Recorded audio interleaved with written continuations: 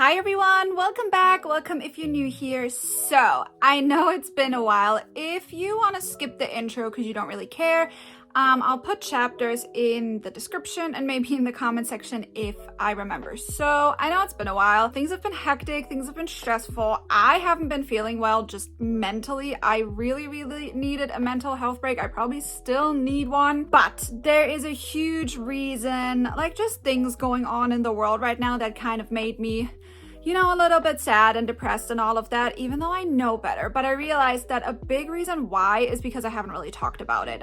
So I am gonna make a separate video about it. I've been a little bit weary about making it just because I know how things can get and I don't want to start like a whole, battle in the comment section because this is not about what you personally believe in. This is about a bigger problem. So I do think that I'm gonna make the video though because I think it's important to know. And we talk so much about personal manifestation and completely ignore the fact that there's much more manifestation that can and should be done on a much larger scale. And I think this is a time where we also shouldn't really be selfish with our desires necessarily, because there's things that I think are a little bit more important in order to even, keep the smaller things going for ourselves. It's always better to be in a state where the whole world is doing good and not just ourselves. Today, I want to talk about the difference between 10K manifestations and instant manifestations. I see this question all the time. Let's talk about it. I did do the research and I read up on studies a little bit, and basically neuroscience says that,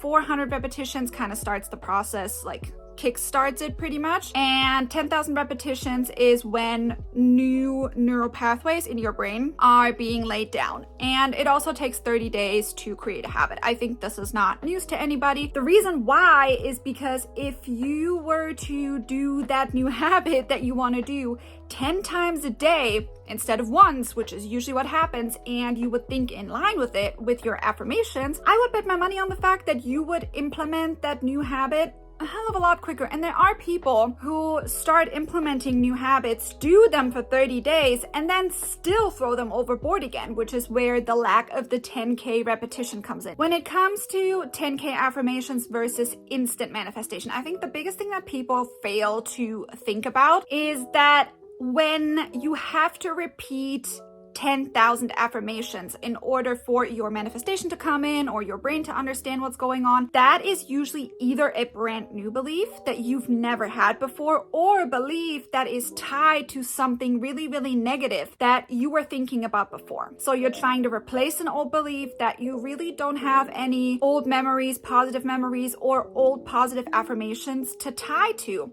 Now, if you are starting a new affirmation where somewhere in your life you thought of it before, you maybe have, some sort of experience to it, emotion tied to it, maybe even a deadline, whatever the case may be, like whatever your brain deems valuable to that particular affirmation, once you start affirming it, your brain is going to start collecting memories and emotions and things that go along with it, or even older affirmations that are in the same realm. That's how instant manifestation works, because it's not that your brain doesn't need the 10K, it's that because it has so many other things to draw from, even maybe affirmations that aren't exactly worded the same, but that meant the same.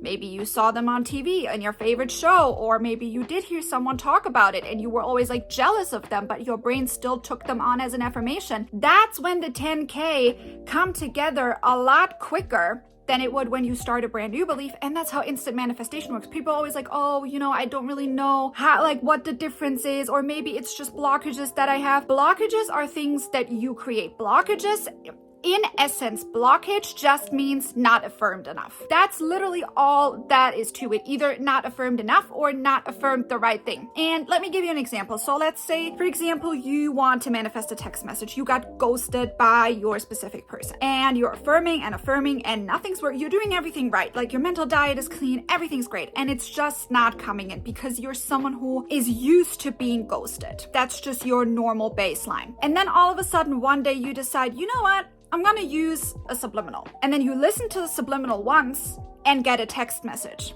Why? Because you might hold the belief that subliminals work instantly for you. That's actually a really good way to circumvent a different belief that you have that you don't want to repeat 10K affirmations for in that particular moment, because the subliminal belief, right, the one that's instant because you affirmed already that amount of times that subliminals work for you, is overriding that. Because remember, your manifestation has to come in no matter what. So if you affirm that a text subliminal is working for you, then the belief that you're being ghosted is basically put on the back burner because your subliminal belief has to come true. Now, however, when you stop listening to your subliminal, you probably get ghosted again. Why? Because remember, we overrode that negative affirmation, but once we don't have anything else to tie to anymore, like the subliminal one, your brain goes back to, okay, but this is the programming, so this is what we can go back to. So this is something that you can do when you're in a dire situation or maybe in an emergency situation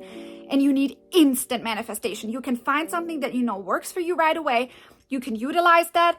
But once you're out of that pressure situation, you still need to keep affirming for what it is that you actually want, so you can replace it and make that your instant manifestation instead of having to go through, it's almost like placebo effect pretty much. You have to go through something else. You have to utilize something else in order to get what you want. I really hope that made sense. But at the end of the day, it's really very simple. Sometimes I also see people saying, oh, I tried every technique and I did everything, and then I just decide, oh, I'm just gonna give up now, and then it comes to me.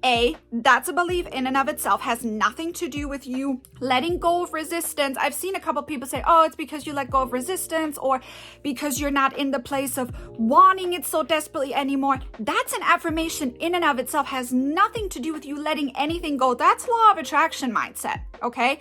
First of all. Second of all, you still got it, right, when you let it go. Because there are people who let their stuff go and still don't get it. You still have affirmed more than enough times to that point, like right before you let it go, so that when you do let it go, your brain has time to bring your manifestation in. You're mistaking the reality catching up to you and making your assumption of, I have to let it go and I have to not care anymore to bring it in. With me letting it go and not affirming anymore is what brings it in. That's a fallacy in your thinking. You have to remember, your affirmations always come first, your assumptions always come first, and then your reality comes second. And when you're saying that, oh, it came in because I let it go, you're reversing what you're actually doing. So you're proving manifestation wrong, pretty much, if you were to think about it that way. Because you would then say, well, reality is catching up to me because I'm now taking some sort of action that isn't tied to any assumption, which is wrong. Your assumption that you're letting it go is always the one that comes first. Anyway, I really hope this made sense. I hope you liked this video. If you do, please give it a thumbs up, share it with whoever needs it. Make sure that you leave a comment and let me know whatever else you want me to talk about. Subscribe if you're not already. I'd love to have you here, and I'll see you in the next one. Bye.